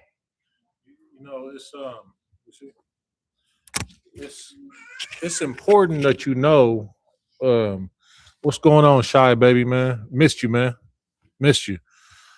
He said, when you talk about the white man's position, are you talking about the position he earned or the position she thinks he's earned? Don't matter. You have to remember, you got to remember, man, that they're not operating in the knowing of what's taking place here in America, right? They're not operating in the 400-year curse. They're not operating in the knowing about this. See, getting these classes and getting this information and attaching yourself back to the original culture, right? Then to work your way back forward to understand why we are even in this situation in the first place.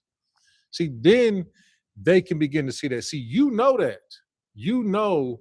that it wasn't that we were just conquered. It wasn't that simple. We were conquered and enslaved. You know that here in the remnant, we're not attached to slavery. We're not attached to the punishment like a lot of black folks are. We're attached to the disobedience of our ancestors that caused the punishment, that even allowed us to be enslaved in the first place. And through that enslavement, so much was lost. Just like God prophesied to Abraham that it would be, that we would lose our identity, we would lose our original culture, we would lose who we are. All of this had to happen. And it just so happens that the Most High chose Europeans to execute the bondage on us, right? The bondage that was in place, that we were placed in, right? But it's all stems from our disobedience. And so when my aunt was saying that you have to look at yourself, you got to attach yourself to thousands of years of culture, right? You have to attach yourself to, okay, well, the reason that we was enslaved for 40 years in the first place is because our ancestors were out of bounds and they caused us to be enslaved through their disobedience. Okay. You have to attach yourself to that, because if you don't attach yourself to that, you're just going to repeat the same thing, right? And you can look at everything in your legacy to come to be on a continued curse moving forward. Because he said at the end of this 40-year curse, we will begin to remember who we are in the land of our oppressors, right? And only a remnant will be saved. It's not that all of the people won't get the information, right? It's that if you have the information and you don't apply it accordingly, then it's better that you didn't have it in the first place. And so now that we get this information, every man here, every woman here picks up the mantle to stand back into their rightful place of their power and authority. Position of the man, position of the woman, operating together in unison, building, growing, conquering, but all that begins with the man. All that begins with the man. Not to share too much because you have to get in class to get this whole thing, but words have worlds, right? Words have, heavens and hells, right? What are you speaking into your woman? When you look at your woman and you look at what you see in her, what you've instilled in her over years, all you doing is looking at the man. in the mirror. That's all you're doing. You just looking at a female version of yourself, just like my aunt said. People be like, "Oh, she just a copycat of Dre." Yes, she is. That was intentional. Perfectly, You big dummy. perfectly. That's what it's supposed to be. Cassie is a copy of greatness. You know what I'm saying? Sam is a copy of Key, right? Kiana is a copy of Rafi. You know what I'm saying? And so forth and so forth. This one here is a copy of me. And guess what? Sometimes she get on my nerves, right? But I also accept the fact that some of the things that she does that get on my nerves, not just her, but my other wives too, are are there. Some of those things are there because of things that I planted inside of them. And it is my job to bring forth that correction inside myself before I can ever demand it from them. What does that even look like? What does it look like demanding something from a woman that you are not even producing in your own manhood? Mel Taylor wrote in this book, and correct me if I'm wrong, a woman said in a statement in the book that I refuse to diminish my womanhood to appease your lack of man. Mm-hmm. Don't get caught out of bounds, allowing a woman the space to say that to you. I mean, you talk about being called a sucker, being called a B by a female. I mean, I don't think you get no worse than that. So get in class, get this information, guard the man that the Most High put you here to be and not what you feel like you should be. You're too busy waiting for her to give you something. You're too busy waiting to receive. Grow up. Be a peacock.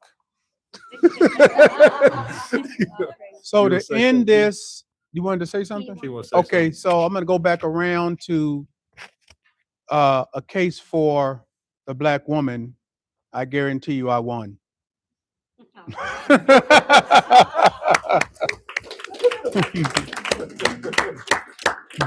ahead. Yeah, so yeah, I wanted to speak on, this case of the black woman. I take full accountability and responsibility for where my community is today. You know what I'm saying? Because, and I want to unpack that. I want to explain why. You know what I'm saying? Because it's one thing to take accountability, but it's even better to unpack the reason why you are taking that accountability. And I grew up in a single parent household, two beautiful black women, my mother and my sister, you know what I'm saying? And my father was incarcerated. And so my mother, she nurtured me, she took care of me, you know what I'm saying? She fed me. I don't have no hate in my heart for a black woman. You know what I'm saying? A black woman raised me. My sister, she's always been a reserved woman. If she gets upset, things may come out, but she wasn't the type to be snappy. She was very relaxed. So, I didn't get that from her, but me growing up and not having a father and knowing that that I got that nurturing and that love from my mother as I grew older and I began to deal with women, I started to seek after that. I sought after that. You know what I'm saying? The deception of the enemy. I sought after that and it made me become a receiver. You know what I'm saying? So as I get older and I'm, dealing with women, it's certain things that I look for, certain qualities that, that stuck out to me and it was appeasing to me. You know what I'm saying? That made me be with a woman, and so I've dealt with black women in my life for sure. You know what I'm saying? That wasn't an issue, but it was certain things that I sought after when dealing with them. And, when I didn't see a certain thing, it wasn't, I didn't feel that that wasn't the woman for me. But I still, it was, black women that have that characteristic. Don't get me wrong. Not all black women are the same. You know what I'm saying? They can be, uh, um, nurturing, and they do have those qualities in them. My own mother did. So, as I got older and I'm having experiences, and I ended up um the woman that I'm with now, my wife, she's remnant. You know what I'm saying? Most importantly. But I was never judged. When I was in need of something, she was there. I wasn't judged. I wasn't, I didn't get that from her. You know what I'm saying? And I also know that it was things that I operated in when I was dealing with black women. You know what I'm saying? It was a lack of transparency, a lack of um a lack of manhood. You know what I'm saying? That I've operated in my life because of how I felt I should be dealing and uh being away towards them, right? So I have to take accountability for that, because of how I operated, because I'm supposed to be the giver Mm, and not the receiver. So that's why I have to take the accountability for that. And I know that I'm in the wrong, and I'm the reason why the community is where I'm a part of it. I'm a part of that, mm, of why it is. And I've never been the type to point the finger at black women or anything like that. But I know that I love who loves me. You know what I'm saying? And just like the Most High doesn't abandon who loves him. You know what I'm saying? So, I'm not saying that to say that I want to get to a point to where, I leave the woman I'm with or something, but I know that I got to take that accountability for where the community is today. You know what I'm saying? So as I press forward and I know that it's a certain way that I know I have to operate and how I have to be towards my community. You know what I'm saying? And when I didn't have that, it was a certain way that I felt things should be.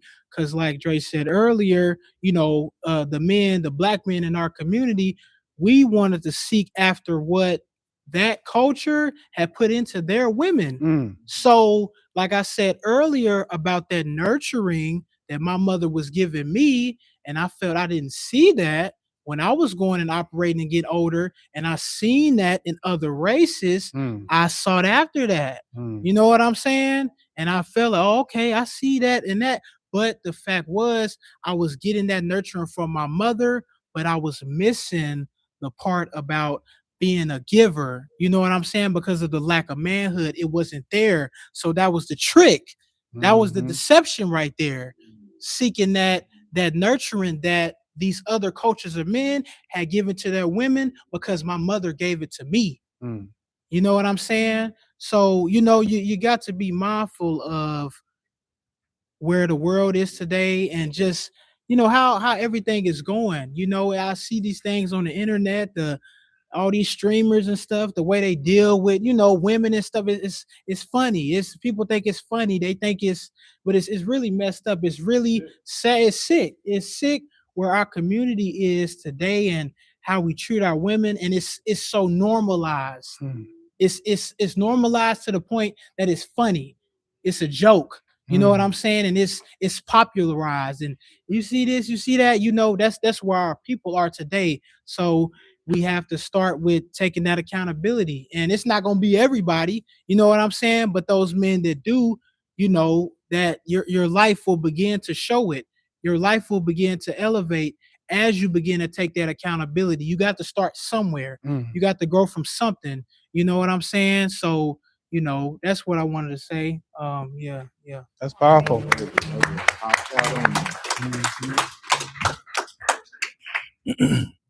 Okay, Shoot count. that's right. Um, I just want to kind of touch on, just piggyback off what Key did and give his testimony, because I too take accountability for the condition of our community, right? In that I have also been a part of the destruction, right? I have also played a role in that. I've been, denigrating and just all the worst things, everything you see online, I was at all the worst behaviors too. You know what I'm saying? before the information, right? When the information came, that was when the corrections began to take place inside of me, right? Internally, right? But before I had the information, I was just as bad, if not worse. I always feel like I was the picture boy of the worst behavior, the poster boy of the worst behaviors that somebody could have had to deal with or experience from a male, right? I definitely was that. That's what I was out in the world operating in, right? And it wasn't until I got the information, like I said, that change began to take place. And it wasn't until, I'm sorry, this thing is about to go off. What is? This phone. Oh, okay. I thought you was talking. Yeah. But it wasn't until I got the information that the shifts and changes in my behavior started to take place, right? And once and yeah, and when them shifts and changes begin to take place, that's when I begin to give something different, right? That's when I got the information, that's when I began to be able to offer the people, the women that I was interacting with, that I was involved with in my life, something different, right? Because before the information, I was only what the indoctrination produced, right? I was unaccountable, I didn't have no responsibility, I was slick, sneaky, deceitful, I was dishonorable, I wasn't thinking about no manhood, no integrity, I wasn't thinking about what I was creating in her, I wasn't thinking about the condition I was putting her in, how I was being destructive towards her, or how I was destroying her. I wasn't thinking about how any of my behavior how any of it would affect her, right? I wasn't thinking about those things. I was only thinking, I got to get mine. You know what I'm saying? That's all I was thinking, especially after I got my little heart broke, right? It really was up after that. I was like, oh, no, you did it. You know what I'm saying? Hey, once that happened, I'm talking about crying and mom did that. Oh, it was up. She was going to pay and everybody else too. You know what I'm saying? That's how I thought about it. So I would never. So after that, it was just, that was my disposition. That was my mind frame. It was like I was the scorned little boy in the world, and I was operating out of that space, right? So there wasn't no getting close to this game. You know what I'm saying? It was like, oh no, I need you to be positioned to do a hurting, and you can't do one back. You know what I'm saying? That was my mindset. Like, yeah, it ain't going down like that, baby. Sorry, hold on. But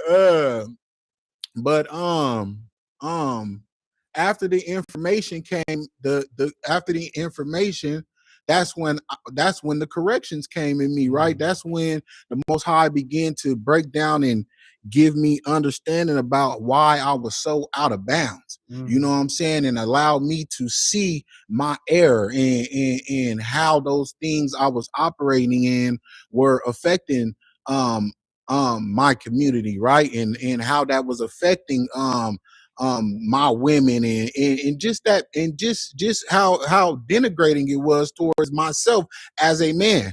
You know what I'm saying? And it was somewhere I wanted to go. Let me grab this real quick so I can make sure I had to start writing it down. I had to take a master note, because I was like, you know what, I'll be missing.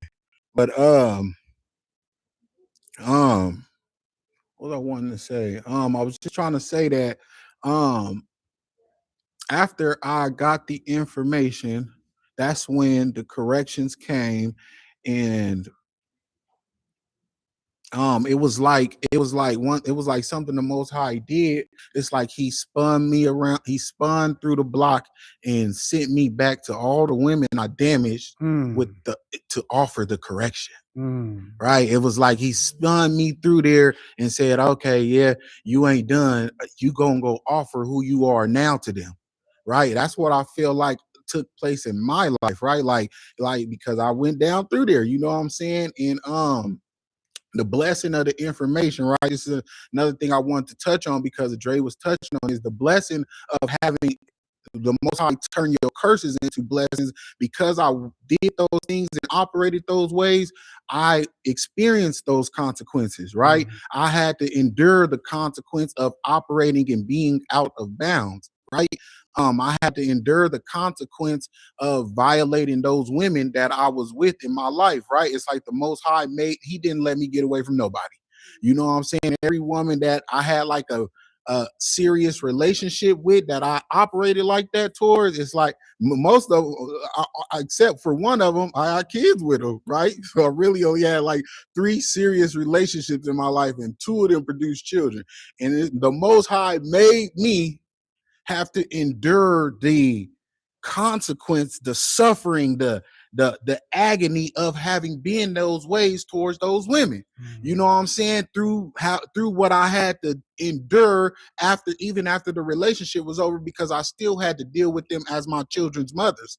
You know what I'm saying? So like with Kariah and them mom, I had, before there was a shift in our relationship and our dynamic with each other, I endured that woman's hell have no fury like a woman scorn. I endured that for like 7 years before, and this is the power of the information, right? Before one day we had a conversation and she was trying to come with something, and it had been after I had endured it for a while, right? I don't hold the terms, and I know that through the information, through the Most High God, through my leader, right? I've been taught that you don't hold the terms to when she overcomes what you did.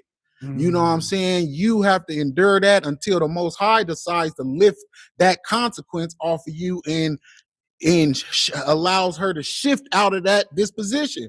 You know what I'm saying? So once I knew I was in that space, I was able to hold a different conversation with her, right? And let her know you don't get to show up like that no more. Right? And she agreed.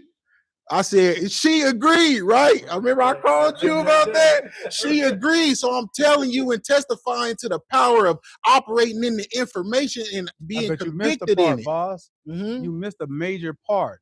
Mhm. It wasn't that you just said that. You had lived the new you in front Yes, of her sir. first. That's right. That gave that weight. Yes, sir. You can't forget that part. That's right. Right? Because That's right. somebody, you when you said it make somebody think that you just went and had a different conversation with her. Right. No, you had to live something Yeah. that she had to visually see first. She had to witness me.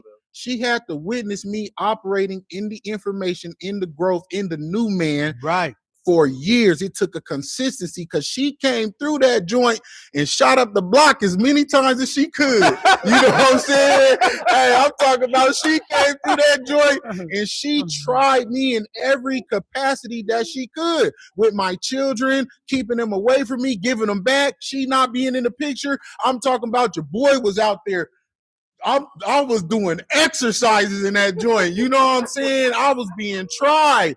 And it was but this is the thing. I knew, because of the Holy Ghost through my leader, I knew it was my fault. So it gave me the capacity to eat it. Yes. You know what I'm saying? It gave me the capacity to take it, because I knew I birthed it. Wow. You know what I'm saying? So I was able to, because of the information, take everything she was dishing out, and I could always understand that I created this. You know what I'm saying? And because of that, because of me being able to take it, the Holy Ghost also endowed me with, right? Because after the disposition was reset, I knew I had the power to reset. Right? Because of me operating in it for all those, because I accepted my consequence. Woo! Right? The Holy Ghost then endowed me with that understanding, that personal experience, that now look at the gift you got for eating what you had to eat. Now you've been blessed with the knowledge, the wisdom, and understanding. Can you do that with any woman? Any one of them. I got it. I got it. You know what I'm saying? That's what we're trying to tell the folks. That's why I'm trying to get you there. That's what I'm trying to tell y'all. Somebody, Justin, still have the question, like, I'm a giver, I give this, I do for people. You gotta listen. Because that's not what we're talking about. No. We're not talking about what you do for somebody, what you gave somebody. We talk about your position. That's right. Position as a man, exactly what Boss and what we all been explaining. that it's the information Mhm. that is what you're giving. That's right. That gives you the disposition to expect from that Mhm. woman and Mhm. have her show up the way she should by who you are. That's Yes. Right? Not what you done gave her some money or you done helped That ain't people, what we you done talking helped the about. poor and all that kind of stuff. We ain't talking Mhm. about that. Mhm. Right? Help people And when that we be say going through it. receiver, we ain't saying that she just receiving all your money and everything you No. got to give her. That's not what we talking about. That's right. You might have to go replay this class again, y'all. Well, go get the book first of Yeah, all. go get the Right. book. Yeah, go get Guard the And Man. then look at it at the same Yeah, time. just you need that bad. Yeah. And this is Yeah. last thing I'm gonna say. Go ahead, Boss. You Um, see these men out here? mhm. Do you understand? They got the book. Yeah. We got the book. That's right. Yeah. That's right. Hey, they got the book for real. Right. Huh? We got the book. That's right. That's right. I That's got right. the book. That's right. Yeah, just the other thing I was gonna say real quick, as class was going, and I was asking the Holy Ghost while class was going, what is it that? Let me see what the question is. What is it that other cultures and races are conveying, not just verbally, but through the way they conduct themselves, that our community is not? What is our community not conveying? Let me give you what the Holy Ghost gave me. Come on. He said what we are not conveying to our women that the other cultures and races are conveying. We are not conveying community. We are not conveying generational. We are not conveying legacy, structure, culture, lineage, family, trust, position, authority, reliability, endurance, stability, strength, restoration, leadership. Come on, man. That's what we are not conveying, right? So when they look at their men and their communities and what they see all of those things I just listed. But when they look at you, black man, they see dysfunction, disorder, destruction, all the bull crap. That's what they look at you and see. And that's why we don't have the capacity. We do in the remnant, but that's why y'all don't got the capacity. You know what I'm saying? Hey, let's clear that up. Hey, that's why y'all don't got the capacity to produce it. All praises. All praises. Woo! Beautiful, beautiful display. That's powerful. You know, what time is it? 9/11. Oh, you know the title of the class? The case of the black woman. The case of the for the case for the black woman. for black women. Now you know, we heard from Auntie. We got to hear from some more black women. That's right. I'm just going to make this short and quick. I just want to say, You said last time. no, it's not. Like, no. I just want to say out there that this information is not just for men, it's for the women. And also, I just want to let everyone know, like, this information is so freeing. It will free you from so many things. There's, what do I want to say? Let me ask you, did I present a good case for you? You did. But they need that. I know. That's right. I got a good one right here. I have my peacock. That's right. But I just played your attorney. And my giver. I played your attorney. Yeah. That's all. I just played the attorney. Yes. I played the attorney. Yes. This information, like, it's so powerful that it will you have to become, once you start getting in these classes.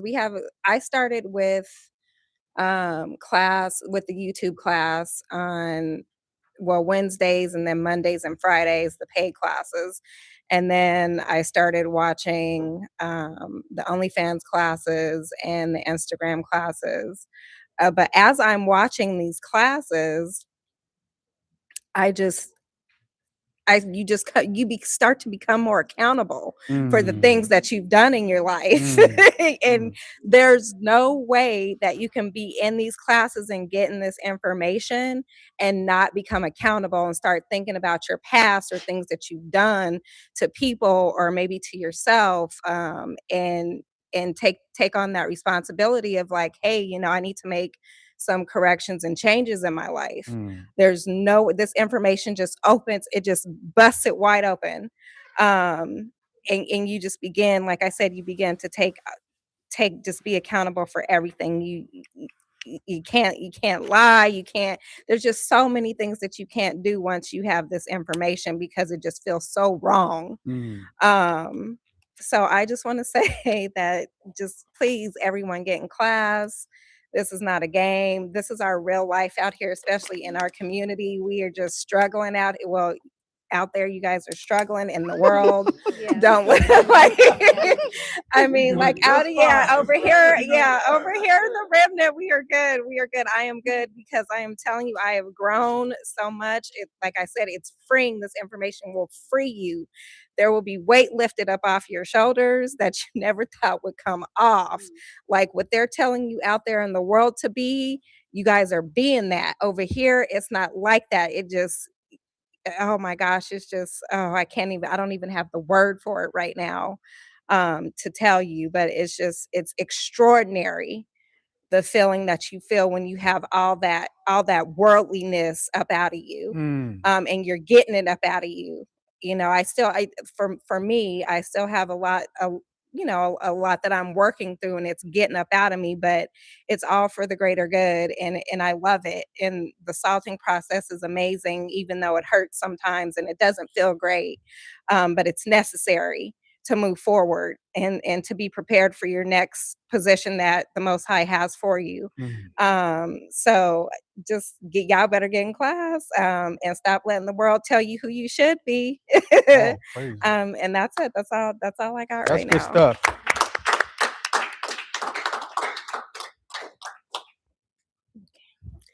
So for this class, I was just super excited to come and just listen to Uncle Jay and the case about as Black women. But I would also say he made a great case for us Black women, a great one. He's just explained a lot that I could never put in my own words. So it was very freeing to hear everything that he had to say about that. And just weirdly, just you talking and thinking about Black men, I, for some reason, thought about my father. He's never been in my life, but just thinking about the mistakes he's made and just how he was acting, married, fooling around with a bunch of other women, impregnating them, creating single households, including mine. If only he had this information, how different that would be. But you know, I mean, yeah, I mean that's pretty much it. That's what just came to my mind about just him, and about how lost he must have been. Just like how everybody, all other men, not all of them, but most of the men, Black men, are in the world. So that's pretty much it. Oh, praises.